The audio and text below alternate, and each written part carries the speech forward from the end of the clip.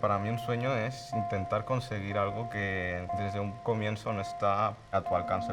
Un sueño para mí és qualsevol reto que quieras superar en la vida. Com una meta per poder millorar. El ser de ahora comparado con hace 4 años es más maduro, tiene las ideas más claras. La Inés de ahora yo creo que es más autoexigente, más organizada y sobre todo más flexible.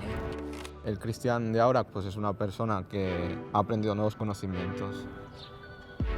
La etapa universitaria sobre todo me ha aportado a nivel académico aprender mucho sobre cómo cuidar el planeta y todo lo que se puede hacer en el ámbito biotecnológico. He aprendido mucho, aprender desde cero y aprender por mi cuenta. Y a nivel personal, pues a superar nuevas metas y hacer cosas nuevas. He fomentado nuevas amistades con muchas nuevas personas que no conocía.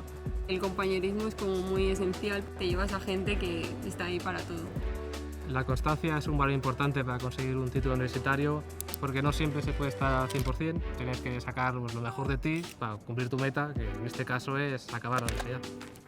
El primer año siempre va a ser muy duro. La superación es importante porque es lo que nos impulsa a seguir avanzando para poder obtener oportunidades nuevas.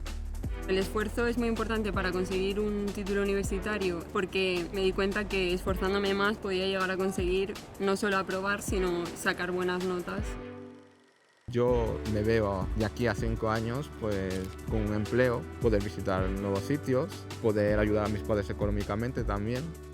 Ahora mismo estoy trabajando como programador en una empresa extranjera, aquí en Barcelona.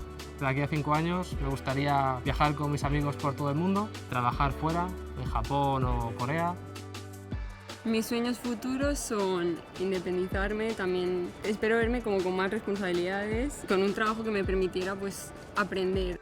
Esta beca me ha permitido estudiar lo que quería, tirar adelante, ahora estoy donde estoy y es mucho gracias a ellos.